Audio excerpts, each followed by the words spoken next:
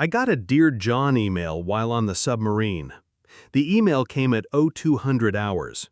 The submarine was quiet, engines humming like a mechanical heartbeat beneath my boots.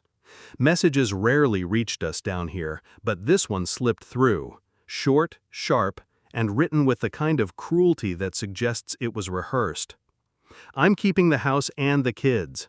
My new boyfriend is a better father than you ever were. The judge will agree. Don't bother fighting it. And then, the final twist of the knife, no worries, she quoted me. My own phrase, the one I used when life stacked against me and there was nothing else to say. She'd stolen it, repurposed it, made it hers. I stared at the words in the glow of the terminal, the submarine silence pressing tighter around me. Every man on this boat was sealed off from the world, but I was the only one exiled from my life. The steel walls swallowed my reaction whole. No one saw me breathe slower. No one noticed the way my hand clenched before loosening again. I didn't rage. I didn't cry. I simply closed the message, logged out, and leaned back. 3 months of silence stretched ahead. 3 months where she would think I was gone, powerless. 3 months where her story would grow bold in her mind, convincing her she'd already won. I whispered it once, to the dark, no worries, and I meant it. The betrayal wasn't the message, it was the certainty in her words, the way she claimed the kids, the house, the judgment of strangers. She'd already written me out of their lives, erased me. It wasn't about love anymore, it was about ownership, about rewriting the truth before I even had a chance to surface. The others joked in the mess hall, played cards, passed time with stories of wives and children waiting at home. I listened, expression fixed, hands steady.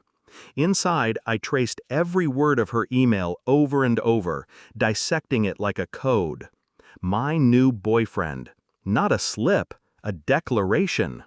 Better father than you ever were. Not comparison, condemnation. The judge will agree. Not hope, threat. She wasn't informing me, she was daring me to resist. I didn't resist, not outwardly. Instead, I sat with the quiet. I let suspicion turn to clarity, clarity to calculation. If she wanted to erase me, I would let her try, because erasure leaves fingerprints. I began mapping her patterns in my mind. 3 years of late calls, vague explanations, sudden trips to see her sister. The nights she turned her phone face down on the nightstand. The new dresses that appeared without tags.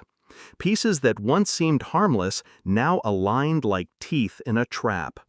Down here I couldn't act, but silence is a weapon. The world above believed I was unreachable, unknowing. She believed her secrets were safe because the ocean kept me hostage. What she didn't know, the moment I returned, I would sift through everything. Phone records, bank statements, online traces she thought were buried. I would not confront. I would not accuse. I would verify. Each day beneath the surface, I sharpened myself. While the crew laughed and dreamed of reunions, I built a strategy brick by brick. When we surfaced, the truth would be waiting. Land, air, noise. After 3 months in steel silence, the surface world felt almost unreal. I didn't call her. I didn't answer her missed messages. 42, frantic, growing more unhinged each day. Instead, I opened my quiet war. Phone records told the story first. Midnight calls to another name saved under another name. Thousands of texts scrubbed but not invisible. The bank statements confirmed it. Dinners, hotel charges, cash withdrawals that never reached our house. Then the photos. I didn't hire anyone. I didn't need to. People document themselves freely now. A tagged smile here, a blurred reflection in a window there. He wasn't hard to find. The truth wasn't explosive. It was precise, surgical. Her world wasn't built on love. It was built on convenience and lies. I sent her one thing, just one, A folder labeled Evidence. No explanation, no questions. She called within minutes, screaming, crying, shifting from anger to panic in the span of breaths. I listened once, then I hung up. The real revenge was silence. She expected fury. She expected pleading. She expected me to fight, to prove her right when she called me unfit, unstable. Instead, I gave her nothing. No rage, no defense. I let the court see what I had. I let her new boyfriend see the wreckage of what she'd tried to build. I let the image of better father collapse under the weight of receipts and records. Every frantic voicemail ended the same, "What have you done? No one is with me. I lost it all." The irony was sharp. She thought I'd moved mountains, orchestrated ruin. But I hadn't lifted a hand against her. All I did was surface, and the truth surfaced with me. The house was empty when I finally walked through it, her things gone, the silence thicker than the submarine's hull. The kids' drawings were still taped to the fridge. My name in shaky crayon letters stared back at me. They hadn't erased me. She had. And in trying to replace me, she'd lost them. I didn't feel triumph. Triumph requires fire. What I felt was colder, cleaner, a reclamation of self she no longer had the power to touch.